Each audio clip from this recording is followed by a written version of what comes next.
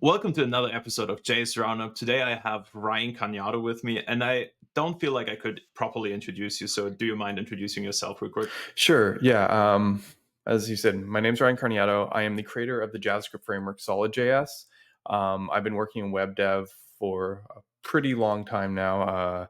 I started actually building websites for my band back in the mid to late 90s. So I guess it's been probably like 28 years or so now. But yeah, I've been building products, working the web for a very long time. And, uh, I just love JavaScript and JavaScript frameworks. Just so that we're talking about the same thing, are we talking like MySpace pages or like web pages? Oh, like when I started, it was like very much like make static HTML files and put them up on a CDN kind of deal, and just kind of go from there.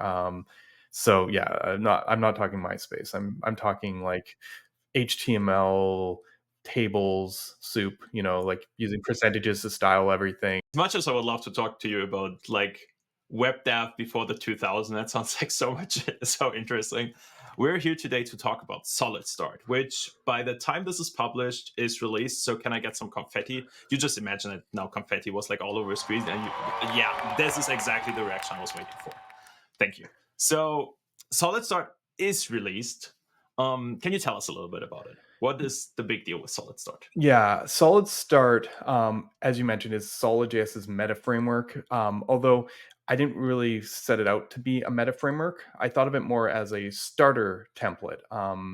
I The idea is no matter what sort of app you wanted to make, whether it was server rendering or not, whether it was like some kind of hobby project or some heavy production used app, you could just start your project with SolidStart.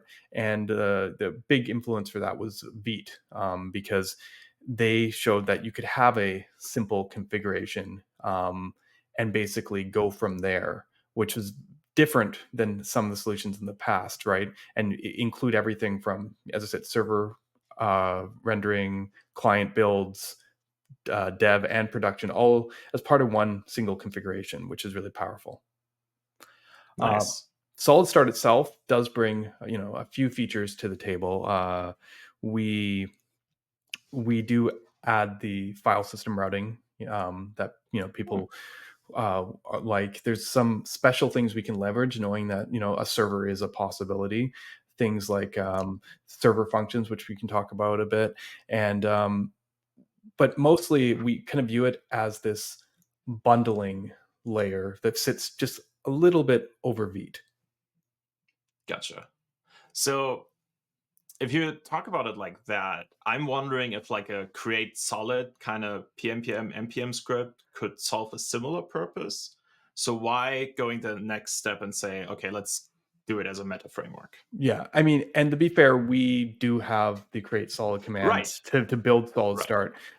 We just saw that the template, we could do a bit more if we have Hmm. a bit more control over the scenario, right? Like, we didn't want actually to lock people into too many of our No. decisions outside of being able to offer them more primitives and features they could use. So, in a sense, it isn't actually that different than like a create solid, in a sense. Like, classically, there was create react app, and we actually had a create Yeah. solid app that was a port of that, but it was very awkward. You would like build one way, and then you'd have to eject to then like No. actually customize No. it. Vite kind of got rid of that as a concern. You can just Yeah. add these plugins that were cross-cutting, specific to task, but they'd handle dev, production, client server, all as part of a single plugin. So we felt that like we only need the littlest bit about that. Like, SolidStart itself doesn't need a specific router or specific meta framework, metadata library. Our whole concept here is to reuse libraries that are already in the ecosystem, but just give it a little bit more. Ever gone and tried to set up lazy loaded SSR based, with preloading of assets and all this kind of stuff, you'll know that there's a whole bunch of analysis you have to do. You almost No. pretty much anyone who's not using a file system router is not doing it. I can almost guarantee they're not actually doing all the steps in order to give that optimal experience. That's why all the meta frameworks have file system routing. But that being said, No. we didn't want to just be like, now you have to use our router. So file system routing as a configuration plugin into any router. That's the kind of thinking that kind of powers Yeah. SolidStart. And I do think the API you designed around that is very neat with like, okay, you either use that file system routing component or not. And this way you can just hook up any router you want, basically. I Right. think from like an API design perspective, that's a very elegant solution. Yeah, and that include or not include of the file routes, I think we got from the original version of Hydrogen, which isn't around anymore. But it was a really cool idea of include and not include. And more so, we just realized that the input to any router is usually some amount of JSON config. So it's not just the ability to include it or not include it. You can, maybe wrap it with your own kind of config routing. Like if you do internationalization, you might want to, have a top level route to handle the different language, and then you can just insert the routes here. The other place, obviously, though, is you could just map that JSON data that we get from that component essentially into the router format if you want, and you can bring your router in. So all of these are options when you have this kind of capability. We already touched base a little bit on that, but like compared to other meta frameworks, I mean, there needs to be more than just like, okay, yeah, Next is view based and SolidStart is solid based, right? So where is your perspective? When would you pick one of those? Between the different meta frameworks, yeah, I mean, Yes. a bit of it is actually because Solid versus Vue versus React, and that because the rendering part is actually different. It has implications on stuff. Like there's a reason React works very different than Solid, for example, with its re-render model, which means it promotes different sorts of patterns. And a lot of times when we tried to make agnostic routers, it's actually not really worked because the way data is handled is differently. We're seeing more convergence now because of signals in different frameworks, but traditionally speaking, every framework had their own kind of data management approach. And for example, the way React router goes, oh, I've got new things, let's just trigger React to re-render. It doesn't work for something like Solid, which is like, oh no, we need to update the data in a reactive context. Like it actually changes the APIs. Like essentially, I realized as a developer of a meta framework, I don't really want to worry too much about the stuff below the rendering framework line. Like I'm like, okay, hopefully there's a good bundler that does what I want. Hopefully there's platform agnostic tools so I can deploy to all these things that exist, right? And we actually ended up finding 2 existing projects in SolidStart to handle those features. That freed us up to focus on the rendering framework, SolidJS, which obviously I was already focused on, and and mostly coming up with to kind of have it work at launch a good routing solution for SolidJS. But someone else could bring their own more like have different opinions on routing, and they could bring that, and that's essentially kind of like it all together. So yeah, the different meta frameworks can have different features, but they're also stay separate largely because of the different renderers. The funny thing is, a lot of them, when you get to the end, when you're the developer, might not seem that different, right? That's true. Like everyone has an image component to handle, lazy asset loading and formats. Everyone has these things. When you get to the extents of the most opinionated sides, ironically, it also kind of gets generic. So maybe this doesn't matter to people as much. But I just wanted to focus on these building blocks because I saw something in the React ecosystem. I don't know if you've seen it. It's called Create T3 App. And Redwood is also kind of along these lines. These are meta frameworks designed for productivity. Like their idea is like, you don't have to make any decisions. If you're a startup, just take this out and it works. And Create T3 App is actually like a super CLI, like Create React App back in the day, where you can choose every part, but they recommend, they're like, okay, so you grab your TypeScript, you grab your Next.js as their core. You can choose, to use Prisma, you can use Zod. Like they build all the pieces in. So you have database, you have validation, you have all the pieces you need to build this full app, and you're off and going. I love that, but I also think that gets dated really quickly, like because people being so opinionated, it changes like fashion. So I figured that where I was looking at things, the current meta frameworks are too high up on the scale where they should be, like on terms of the opinionated side, which is fine. People with big enough ecosystems like Next still get stuff like, as I said, Redwood or create Yeah. T3 app. But I figured, what if you built a meta framework that was designed that you expected people to create T3 apps? Like that Mm. you're the idea is, that opinions will come and go, but you can continue in the open, allow people to have the tools they want. I did not like the message that had come across with React 18 this past year, where they were like, yeah, if you're building a new React app, you need a meta framework. I Yeah. couldn't I couldn't deny them that there's a certain amount of truth in that, but I hated the idea that, like, if I was a React dev, my first decision was, should I use Remix or Next?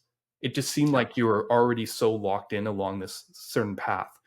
And Yeah. I was like, what if we could just find this common basis, just the minimal amount that we would need?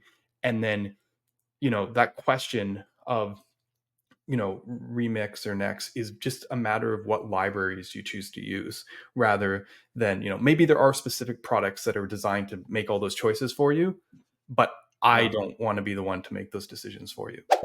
You mentioned Signals, and I wanted to talk to you about Signals a little bit. But the Okay. thing that interests me the most is, like, I totally get where Signals are super interesting and super relevant for, like, defining the flow of your front end application. Is there any impact or any leverage that you gain from using Signals in, like, this more holistic, okay, we have a back end front end kind of situation here? Is there any way that SolidStart utilize that primitive in that sense? Yeah, yeah. There's some ways that we do. There's some ways that we could do in the future, and we don't currently. So Hmm. those are both interesting. The biggest thing is, people look at Signals and they're like, oh, obviously fine grain updates. It's great for performance. It makes things fast because you only do the work you need to. But they also have an interesting result. They tell you about how data flows through your application. They tell you what data you need. They tell you what the dependencies are at any point in your app. Sure, it happens at runtime, not compiler time, generally speaking. But if you could apply some compilation techniques to that, it actually is what enables, well, if you've heard of the Quick framework, stuff like Hmm. resumability, Hmm. because essentially um, this data graph tells you what you need. It's why I got hired at True. eBay for a few years. It was for server rendering, and working Yeah. on their framework, Marco. It was basically around this area. In SolidStart, we're not doing resumability per se, but the advantage of the data with Signals is that you have these models that, as I say, don't re-render generally, only data changes and Yeah. updates.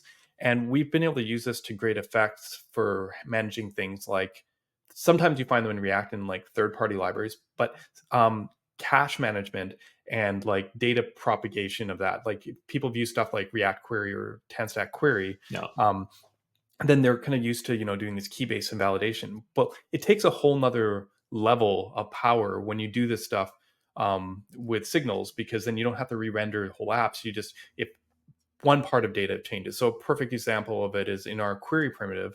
You can make it also a store, and when the data comes from the server, we can basically just diff the new data against the old data, and then just update specific fields. And then instead of re-rendering the whole app, it'll only update the small pieces in the API that Oh. change because of the signal propagation. Another example of this is, now that we're managing the data flows in our apps like this using these kind of primitives, um, rather than just like raw promise loaders, is that we have the ability, when combined with routing, to know what data is used on your route, and be able to propagate those same kind of changes. So we've implemented some Yeah. really cool features like single flight mutation, where you can actually update a page you're on. Let's say you're on the details page, and Hmm.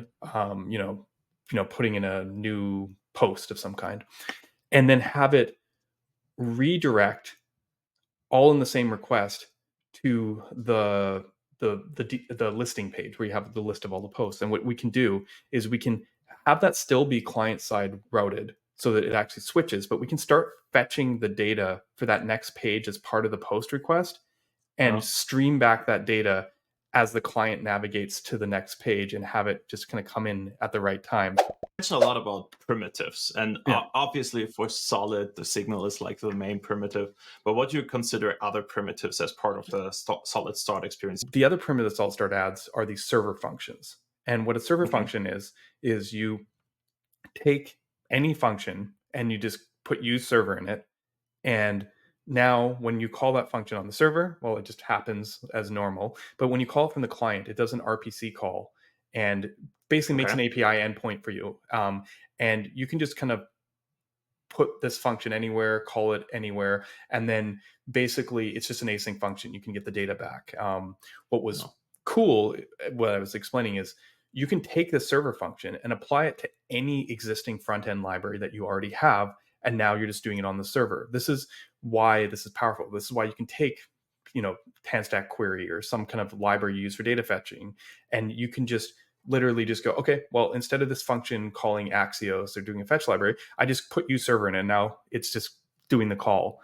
Had this ability because of server functions to kind of, you know, do this kind of communication, because server functions have a second power, and that's they support advanced serialization. They're not just JSON APIs. Because we control both sides, we can Mm-hmm. send back things like promises. So it's not just awaiting a promise. You can actually be like, here, I'm going to respond right away, but send back a promise. And then when that finishes, it can come in. You can stream back responses. Basically, you can make promises of promises. No. You can, like, I don't know, you might be thinking how useful this is, but that single flight mutation thing was actually a perfect example of it, because when you are on that one page, you can respond with the redirect to the client to tell it to start redirecting immediately while you're still waiting No. for the other data to come back. Good. So like there are use Yeah. cases for this kind of stuff. You can also use streams, right? You can actually respond with a stream and like just kind of iterate through it, with No. like an async iterator or something, and then you basically make like a short-lived stream, so you can basically do a request and then have it like send back chunks at a That is time. And that's pretty cool. what's cool for the develop I mean, you can do this anyways, but what's cool for the developer is the APIs are not like specialized. Like you just make a generator function or return a Oh. promise. You don't need a separate API to do it. It's just the data that you send back. Some people might not know this, but the thing that I respect probably the most about you is that you know incredibly much about basically every framework out there and every piece of JavaScript, but you're also very reflective and very cognizant of its limitations. So it's not just like you're going out there and be like, oh, SolidJS is the best piece of JavaScript framework that has ever been written. You're very cognizant of its limitations, of its use case, and you're very much like, oh, this is great about the other frameworks too. So, what is a spicy take that you're willing to go to war for? I have mine. I know exactly what mine Oh, are. So I'm curious now. okay. Okay. I mean, I don't even know if it's spicy anymore. You're right. I do look at a lot of tools and I give them, a lot of credit because, but in a lot of ways, I'm not sure if I had much of a choice, because if you're the small player coming in, especially at the beginning, it was just me. And then there's, less, some of these frameworks are funded by large companies. Like there's a certain Yeah. reality that you're like, yeah, okay. So me and a couple volunteers that work, a couple hours a week are going to take on 60 people from Google who, there's a reality there.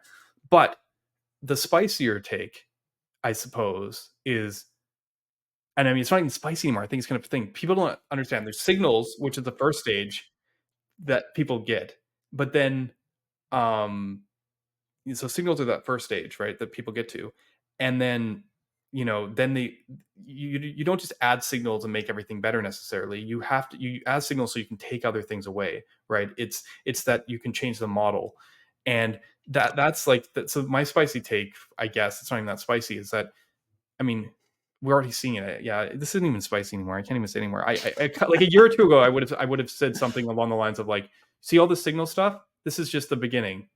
In the next couple of years, basically every one of your framers is going to morph into doing what SolidJS did 6 years ago.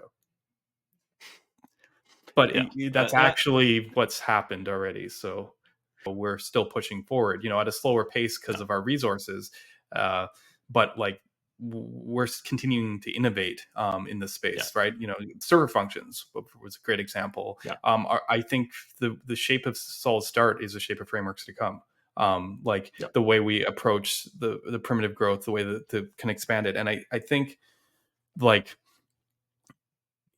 you know, it's an interesting thing because sometimes when the idea wins, it's actually harder for the like the library, because now instead of just being like that unique thing out there that was, you know, um, doing this thing that, is like really cool and powerful and it picks up steam.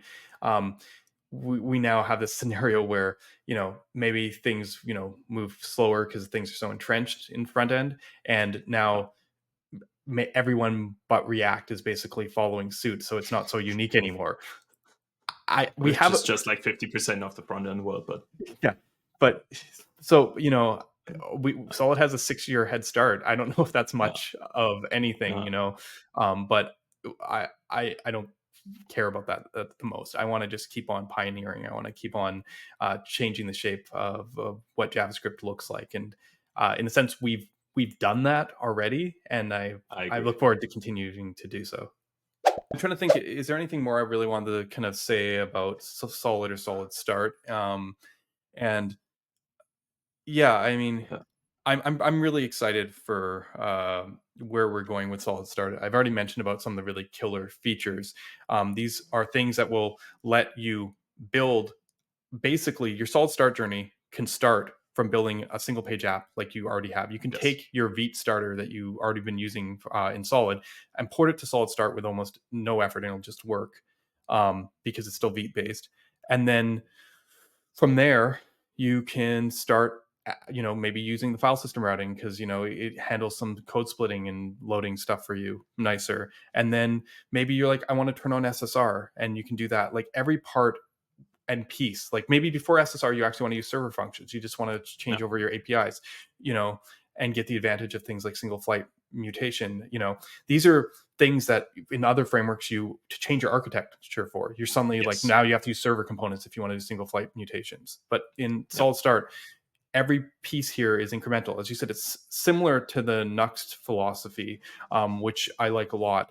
I think the biggest difference is, um, we're a little bit smaller of a community. We're a little bit more wild west, and our philosophy is less progressive. Progressive is No. this idea that there's a paved path where less batteries included, but it's No. the same focus on primitives. So I think people are going to enjoy themselves with Solid Start, building the stuff that they want to build, organizing it the way they want to build it. That has always been the thing with Solid in general, right?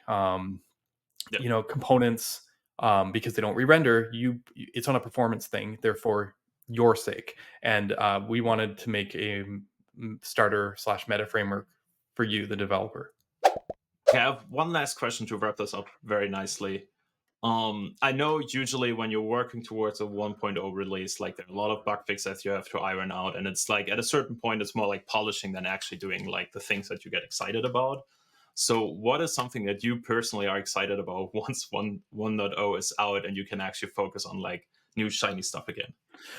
Yeah, okay. So once 1.0 is out, yeah, you're right. It is completely doing the polish right now in the docs and all that stuff. So, um, for me, the thing that I'm most excited about is definitely actually Solid 2.0, not Solid Start. Solid Start 1.0 is coming out Okay. soon, but Yep. Solid 2 is the big thing. For Solid Start, there's a few areas that I am also interested in. I want to get into the more interesting hydration approaches. I want to take our islands and server component type stuff further. But I Cool. think the more interesting thing is Solid 2.0 is introducing a new type of async model. Solid already does concurrent rendering, and with our signals, Hmm. first to allow you to kind of like have multiple signal graphs of the same signals existing at the same time. I know it's kind of crazy space time thing, but we you can split it, and you can like have multiple realities all happening in the background while we handle async transactions and stuff. My head I hurt a little bit now, but keep going. Solid 2.0 adds a finesse to this, which we're going to be working on what I'm calling a, a blocking, data blocking, not viewed blocking async system. What this means is we can remove coloration, like async Mhm. functions. We're not using async await, essentially. I mean, you can use it obviously inside where you fetch your data, but our async primitives will kind of throw like React, but but only along the data graph, not along the components. So your rendering Okay. is not blocked, your data is blocked. And today's Interesting. today's Solid works that your rendering's not blocked and your data is not blocked. So you have to null check in a bunch of places, even if you have things like suspense. Oh, The new version of this will allow you to not have to null check. Essentially, it will just handle everything in the reactive graph, but it'll also be non-blocking. So the problem with async await, like an async component or like the use hook, is this idea that like the component is a stopping part, it's a blocker, and if you have to yes. have multiple, you promise all or whatever. This approach, you block where you use the data, so you can keep on rendering siblings. You can render children. You can pass the data through components into children, still not be blocking until you actually get to the point where it's actually used. And at that point, it's blocked. But again, its siblings aren't blocked. So like, it's essentially non-blocking and non-coloring async. The front end world has never seen anything like this, and I am very, very stoked to be able to showcase this in Solid when it comes out. Yeah, that sounds really interesting. Yeah, I'm excited to have you on. So once Solid 2.0 is out, yeah, we talk again about this year. I'm yeah. very excited about.